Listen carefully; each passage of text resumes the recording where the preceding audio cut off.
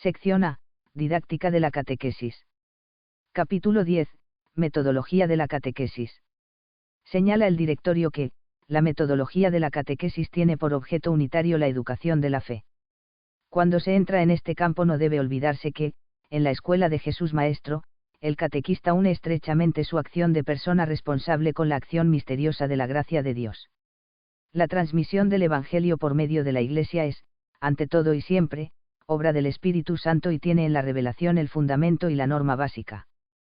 Pero, el mismo directorio recuerda enseguida, cómo el Espíritu Santo se sirve de personas que, con sus capacidades y experiencias, son las que transmiten la palabra de Dios.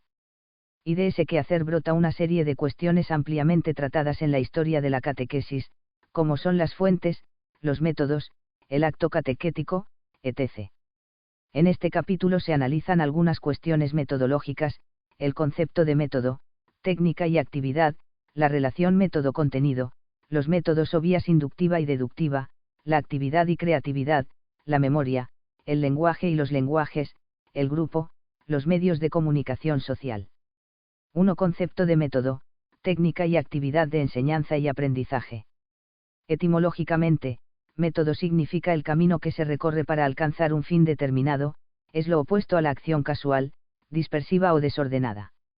Una descripción operativa podría ser: método es la organización racional de los recursos y procedimientos disponibles más adecuados para el logro seguro, económico y eficiente de los objetivos establecidos.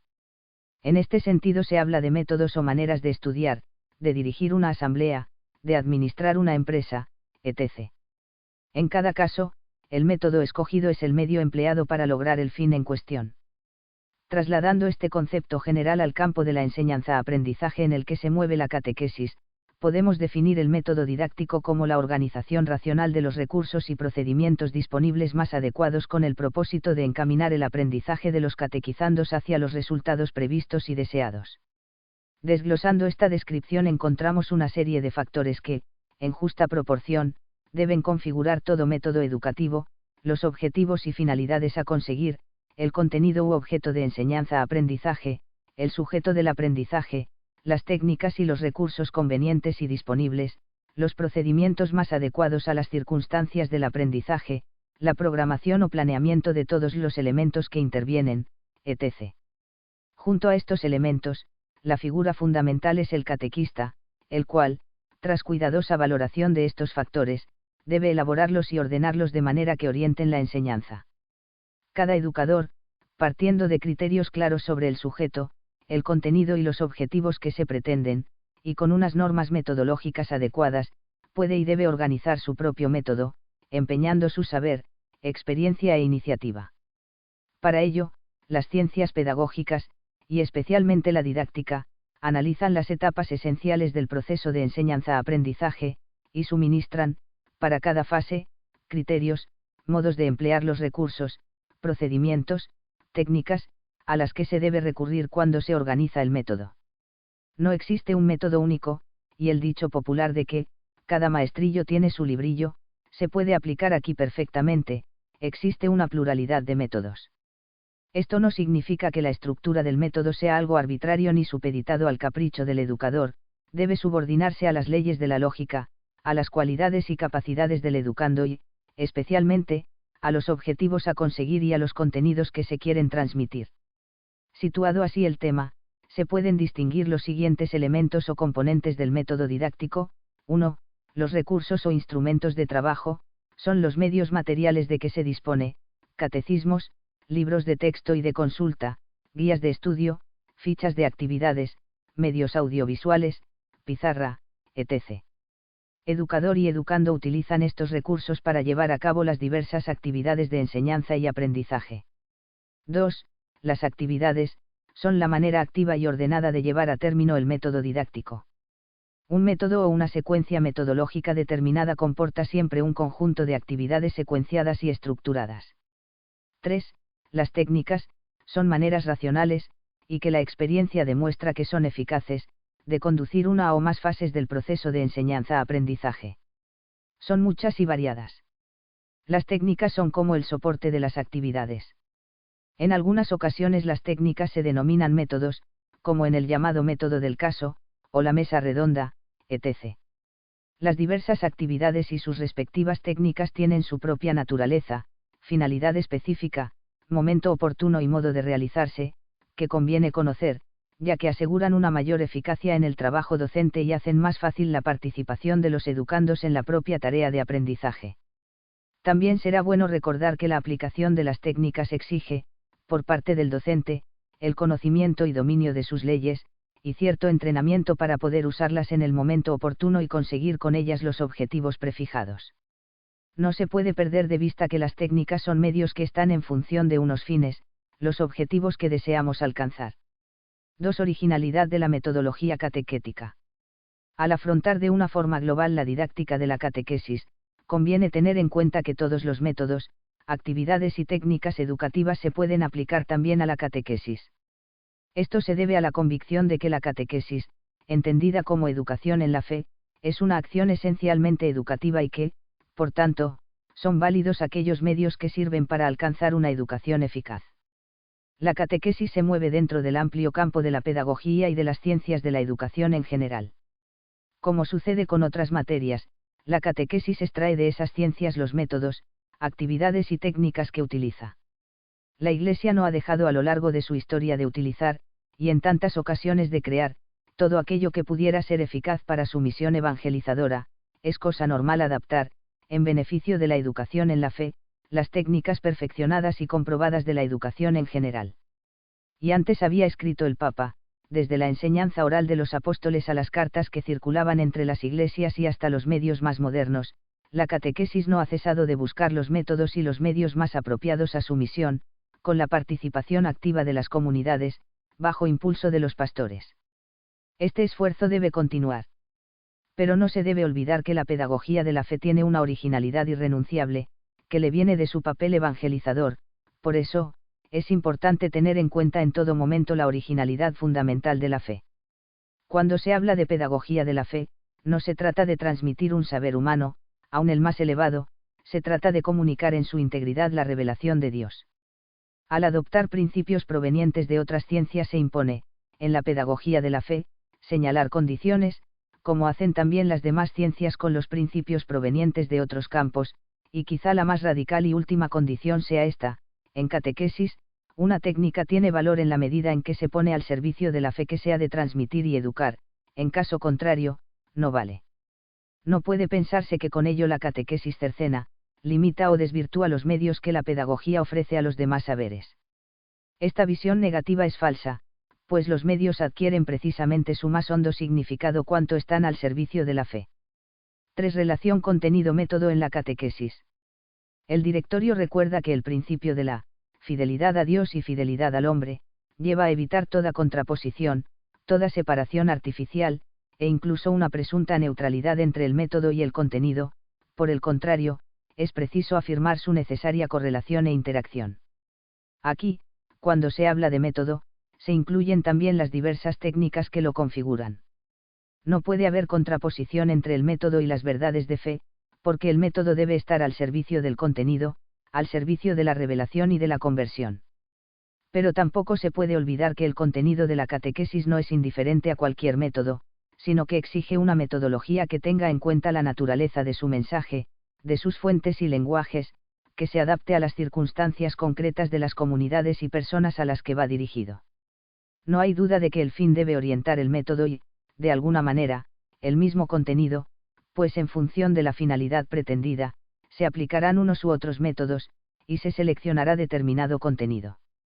Con este criterio, la Iglesia a lo largo de los siglos ha buscado los mejores métodos para la transmisión de su fe, aplicando actividades y técnicas pedagógicas adecuadas, y los mejores recursos didácticos para conseguir el fin evangelizador. En este debatido tema de la relación entre el método y el contenido, el directorio dice, para concluir, que un buen método de catequesis es garantía de fidelidad al contenido.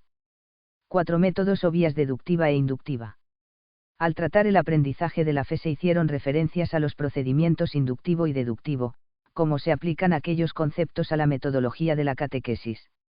El método inductivo es aquel que procede de lo concreto a lo abstracto, de lo particular a lo general, del caso a la regla, de los hechos a la ley, del efecto a la causa. El deductivo, en cambio, sigue el procedimiento inverso, desciende de los principios a los hechos, de lo abstracto a lo concreto, de lo universal a lo particular. En la catequesis, la vía deductiva ha sido profusamente aplicada. Se solía partir del enunciado de una tesis teológica o de un concepto, y por deducción, mediante la presentación de pruebas particulares sacadas de la Sagrada Escritura, doctrina de los padres de la Iglesia, textos de la liturgia y del magisterio, etc., se llegaba a sus consecuencias y corolarios. Una acentuación de esta manera de proceder llevaba, en ocasiones, a una mera explicación literal de las fórmulas del catecismo, actuando con cierto formalismo. La evolución metodológica en la formación religiosa desde 1900 a 1950, tuvo como primer paso el cambio del método deductivo al inductivo. Procedente de discípulos de Herbart y originado en el seno del llamado movimiento catequético de Múnich, se introdujo en la catequesis el llamado método psicológico, de estilo inductivo, que supuso un nuevo enfoque, con una estructura metodológica muy definida. Aplicado a la catequesis, el método inductivo consiste en la presentación de hechos, acontecimientos bíblicos, actos litúrgicos, hechos de la vida de la Iglesia y de la vida cotidiana, a fin de descubrir en ellos el significado que pueden tener en la revelación divina. El método inductivo es una vía que ofrece grandes ventajas, ya que es conforme a la economía de la revelación, corresponde a una instancia profunda del espíritu humano, la de llegar al conocimiento de las cosas inteligibles a través de las cosas visibles, y es también conforme a las características propias del conocimiento de fe, que consiste en conocer a través de signos. A continuación, el directorio señala que el método inductivo no excluye, más bien exige, el método deductivo, y que, al mismo tiempo, la síntesis deductiva tendrá pleno valor solo cuando se haya hecho el proceso inductivo. Por otro lado, cuando se hace referencia a los itinerarios operativos, cabe dar otro sentido a estas dos vías o métodos catequéticos. El de estilo deductivo es llamado también, querigmático, o descendente, que parte del anuncio del mensaje, expresado en los principales documentos de la fe, Biblia, liturgia, doctrina, y los aplica a la vida. El inductivo se denomina, existencial, o ascendente, pues arranca de problemas y situaciones humanas y los ilumina con la luz de la palabra de Dios. De por sí, son modos de acceso legítimos si se respetan todos los factores en juego, el misterio de la gracia y el hecho humano, la comprensión de fe y el proceso de racionalidad. Efectivamente, debe considerarse el carácter complementario entre ambos métodos. Un uso exclusivo del método inductivo podría entrañar el peligro de quedarse encerrado en consideraciones puramente fenomenológicas, pues una mera descripción de las preocupaciones del hombre de hoy no pasa de un nivel horizontal, sin trascenderlo, y no llegaría a la verdad revelada. Es preciso que el catequista esté especialmente atento y bien preparado para que, en ese camino inductivo, los educandos lleguen a las metas deseadas y no se desvíen. Su misión será esclarecer los términos, preparar al oyente, etc. Además, la utilización de una metodología inductiva no debe llevar en manera alguna al olvido de la necesidad y de la utilidad de las fórmulas de fe. 5. Actividad y creatividad de los catequizandos. Al analizar en el capítulo anterior el aprendizaje de la fe, sobresale el protagonismo del educando, pues Dios quiere hacer al hombre colaborador activo de los propios hechos de la salvación. Por eso, la pedagogía de la fe, siguiendo la pedagogía divina, suscitará a su vez la actividad y la creatividad de los educandos. Un principio pedagógico básico será conseguir la actividad o participación de los educandos en su propia formación, pues ellos son los protagonistas, el centro del proceso catequético. La actividad del educando es indispensable en la catequesis, pues en la esencia del acto educativo está la actividad del sujeto que se educa, entendida como impulso o fuerza interior que nace de la necesidad de hacer, de saber y de ser de la persona. Este impulso cristaliza en actividades que producen experiencias o aprendizajes que conforman y enriquecen la personalidad del individuo. Y es que en la educación de la fe, la participación activa en el proceso formativo de los catequizandos está en plena conformidad, no solo con una comunicación humana verdadera, sino especialmente con la economía de la revelación y la salvación. De hecho, en la vida cristiana ordinaria, los creyentes están llamados a dar respuesta activa, personalmente y en grupo, al don de Dios por medio de la oración, la participación en los sacramentos y en las demás acciones litúrgicas, el compromiso eclesial y social, el ejercicio de la caridad, la promoción de los grandes valores humanos, como la libertad, la justicia, la paz, y la salvaguardia de la creación.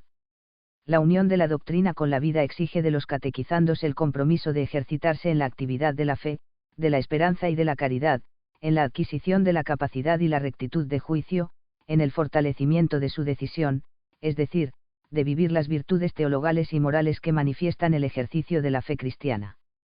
El catequista atenderá a que en los catequizandos se dé esta respuesta vital y creativa. Hay que alentar y mantener la actitud de superación. No se trata de comparar al educando con los demás, ya que esto unas veces resulta estimulante y otras es lesivo para la personalidad y tiene efectos negativos. Se debe procurar mantener a cada educando en competición consigo mismo, y, para ello, necesita consignar sus logros con la mayor precisión posible y constatar sus avances o retrocesos. No hay nada que invite más a la pasividad que el sentirse anónimo, irresponsable, perdido como un número entre la masa. Es igualmente descorazonador estar trabajando sin conocer los progresos que se realizan. Será además muy eficaz contar con las capacidades de los catequizandos, pues ellos mismos pueden contribuir con eficacia al desarrollo de la catequesis, indicando los diversos modos para comprender y expresar eficazmente el mensaje, tales como, aprender haciendo, hacer uso del estudio y del diálogo, intercambiar y confrontar los diversos puntos de vista. El fomento de la creatividad facilita la expresión personal del propio mundo y los propios sentimientos, y hace que el educando participe en el acto mismo de enseñar. La actividad y creatividad en la enseñanza religiosa se pueden entender como capacidad de hallar soluciones nuevas a los problemas planteados por esa misma enseñanza. Si la formación religiosa, también en la catequesis, pretende suscitar una actitud crítica ante el mundo, no solo debe ofrecer elementos de conocimientos o dar normas de conducta, sino que debe ayudar a madurar en la capacidad de análisis, en la elaboración de juicios y ante las opciones que las diferentes situaciones humanas comportan. La educación del sentido crítico es condición imprescindible para la educación de la libertad y la responsabilidad. En la clase de religión y en la catequesis junto con el aprender el patrimonio del pasado, se capacita para escoger críticamente y justificar las propias opciones de cara a la construcción de una sociedad diferente, mejor, más humana, con el impulso de por aquellos valores que el Evangelio hace imprescindibles. Se impone, pues, establecer un diálogo auténtico con la realidad cultural en una triple dirección que, aunque sea más propio de la enseñanza religiosa escolar, se puede aplicar también a la catequesis de la comunidad cristiana, a. Informar sobre la relación e influjo mutuo entre la cultura occidental y el hecho religioso y cristiano. b. Juzgar y criticar esa cultura, valores, ideas, modelos de comportamiento, etc., a la luz de la fe. c. Reinterpretar las expresiones de la fe, fórmulas, símbolos, ritos, comportamientos, etc., a la luz de los valores que emergen de la cultura actual. 6. La memoria en la catequesis. Como ya se ha visto en el capítulo anterior, la concepción constructivista del aprendizaje otorga a la memoria una importancia destacada, aunque relativa. Esta capacidad debe ser incentivada no de forma verbalista, sino esencialmente comprensiva, es decir, desde una reflexión sistemática, progresiva y continua, de tal forma que el educando pueda asimilar y retener las nuevas informaciones, posibilitar la solución de los problemas planteados y, a la vez, hacerse con un bagaje elemental de fórmulas doctrinales y litúrgicas. La educación de la fe no se puede quedar en el aprendizaje memorístico de unos datos, conceptos o fórmulas, sino que su meta es conseguir una educación personal de la fe.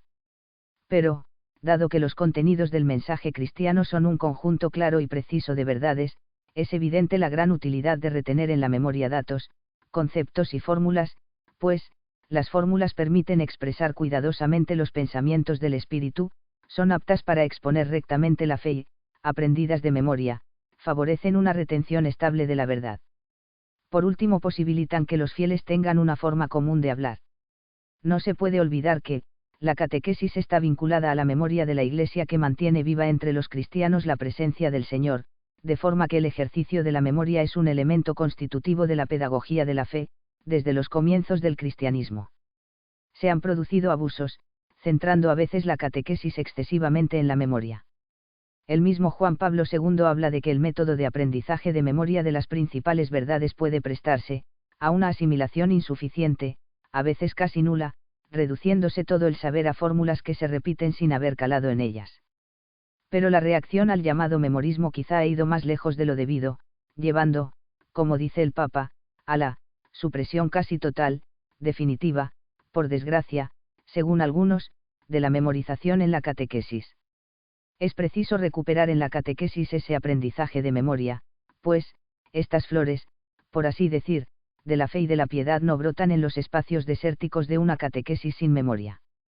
Lo esencial es que esos textos memorizados sean interiorizados y entendidos progresivamente en su profundidad, para que sean fuente de vida cristiana personal y comunitaria. Con frecuencia se aducen motivos pedagógicos para justificar que no se aprenda de memoria ningún tipo de fórmulas. Pero el aprendizaje de estas fórmulas no se opone a los principios de la pedagogía y de la didáctica, sino todo lo contrario.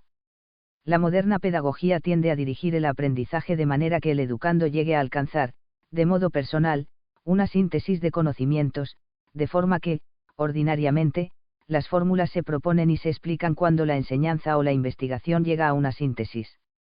En particular, se han de considerar oportunamente como objeto de memoria las principales fórmulas de la fe, ya que aseguran una exposición más precisa de la misma y garantizan un rico patrimonio común doctrinal, cultural y lingüístico. El conocimiento y asimilación de los lenguajes de la fe es condición indispensable para vivir esa misma fe. En resumen, la memorización es elemento importante en el proceso de enseñanza y aprendizaje, pues lo que no se recuerda no se sabe.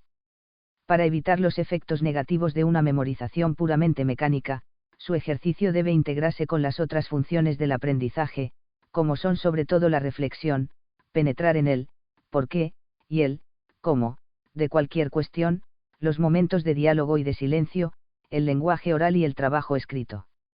En definitiva, la memorización estará al servicio de la razón, y no de la mera reproducción mecánica de datos no asimilados ni integrados. 7. El lenguaje en la catequesis.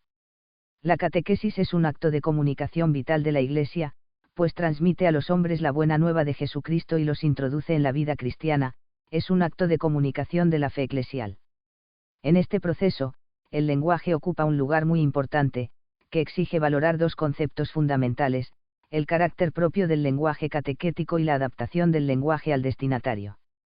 El lenguaje de la fe tiene sus peculiaridades, en cuanto que es un lenguaje por medio del cual los creyentes se reconocen, se expresan y se comunican.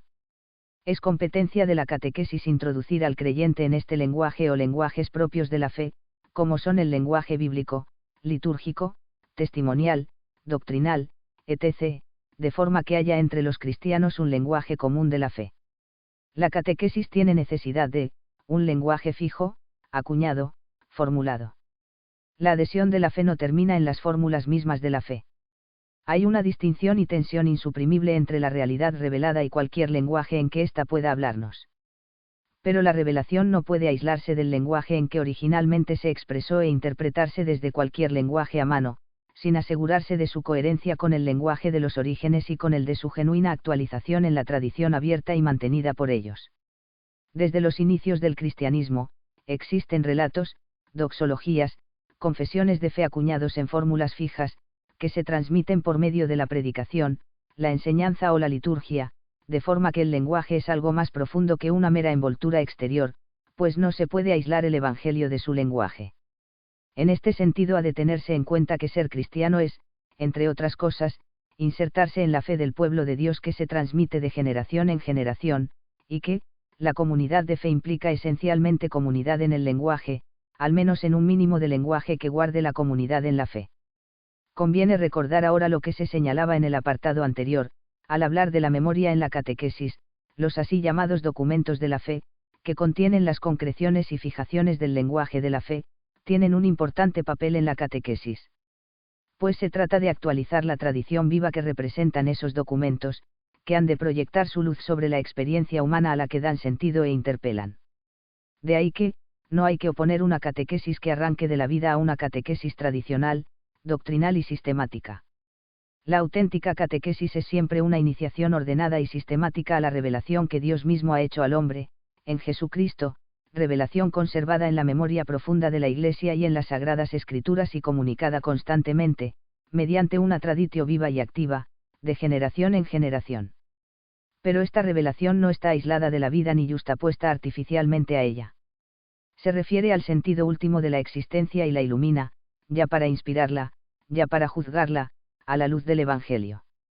Es la dimensión dinámica de una tradición vital que progresa, lo que aquí está en juego, señala la catequesis de la comunidad, añadiendo que, los documentos de la tradición viva de los cristianos tienen un puesto fundamental en el proceso catequético, pero este no consiste en la mera asimilación memorística de aquellos.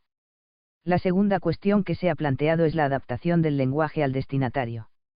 El catequista, y también el profesor de religión, tiene el deber imperioso de encontrar el lenguaje adaptado a los niños y a los jóvenes de nuestro tiempo en general, y a otras muchas categorías de personas, lenguaje de los estudiantes, de los intelectuales, de los hombres de ciencia, lenguaje de los analfabetos o de las personas de cultura primitiva, lenguaje de los minusválidos, etc.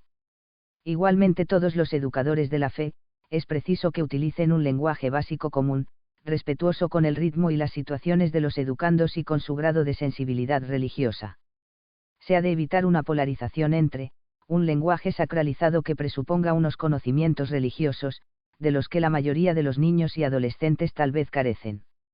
Un lenguaje secularizado, de planteamientos puristas, que pretenda hacer la presentación de la religión únicamente como una descripción fenomenológica del hecho religioso, como si se tratara de grupos de alumnos absolutamente desarraigados del patrimonio cultural. En todo proceso catequético, el lenguaje debe transmitir fielmente el mensaje cristiano, no está de más recordarlo aquí, la catequesis no puede aceptar ningún lenguaje que, bajo el pretexto que sea, aun supuestamente científico, tenga como resultado desvirtuar el contenido del credo. Tampoco es admisible un lenguaje que engañe o seduzca. Al contrario, la ley suprema es que los grandes progresos realizados en el campo de la ciencia del lenguaje han de poder ser utilizados por la catequesis para que ésta pueda decir o comunicar más fácilmente al niño, al adolescente, a los jóvenes y a los adultos de hoy todo su contenido doctrinal sin deformación. La gran tarea de los catequistas, de modo muy especial, de los encargados de redactar catecismos y materiales catequéticos, es la de saber encontrar el lenguaje adecuado a los catequizandos, pero que sepa transmitir con profundidad, orden e integridad los contenidos del mensaje cristiano. 8. El grupo. En el proceso educativo se pretende lograr que cada educando alcance su máximo desarrollo personal, de forma que la individualización de la enseñanza es una de las metas educativas de todos los tiempos.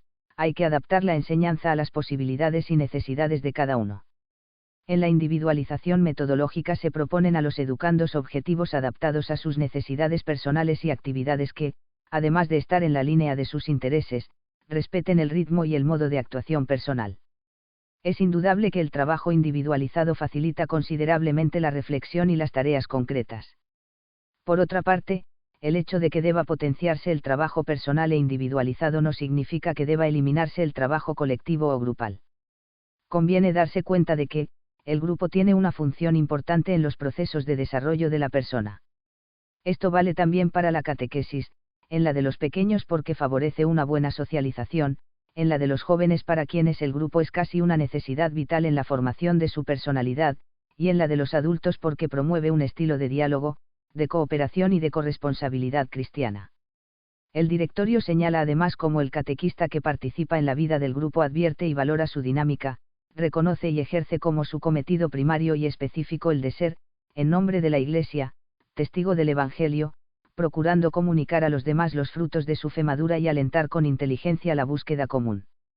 Este trabajo es indispensable para potenciar la dimensión social del educando, facilitando una experiencia de comunidad y dándole ocasión de una participación en la vida eclesial que encontrará en la comunidad eucarística su plena manifestación y su meta.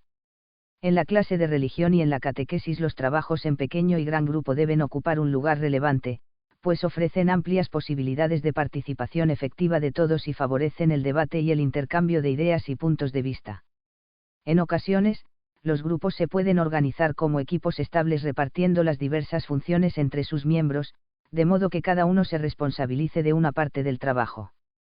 9. Los medios de comunicación social. Nadie discute hoy día la importancia de los medios de comunicación social, ciertamente el primer aerópago del tiempo moderno es el mundo de la comunicación, que está unificando a la humanidad.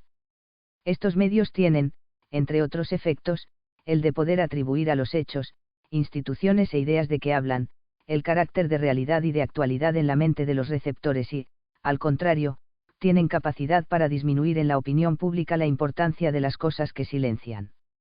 Su importancia es tal que, la Iglesia se sentiría culpable ante Dios si no emplease esos poderosos medios, que la inteligencia humana perfecciona cada vez más. En ellos la Iglesia encuentra una versión moderna y eficaz del púlpito. Gracias a ellos puede hablar a las masas. Por todo ello, no basta perfeccionar los medios de que ya dispone la Iglesia en este campo, sino que además es necesario promover la colaboración entre productores, escritores y directores que trabajan con esta finalidad. Tal colaboración, decía el anterior directorio, pide que se establezcan a nivel nacional e internacional grupos de especialistas, que puedan aportar un verdadero provecho cuando se les consulte sobre programas de actividades referentes a la religión.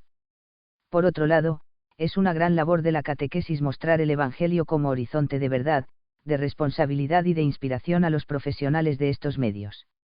Son muchos y diversos los medios de comunicación social y, entre otros pueden considerarse, si bien a título diferente, televisión, radio, prensa, discos, grabaciones, vídeos y audios, es decir, toda la gama de los medios audiovisuales.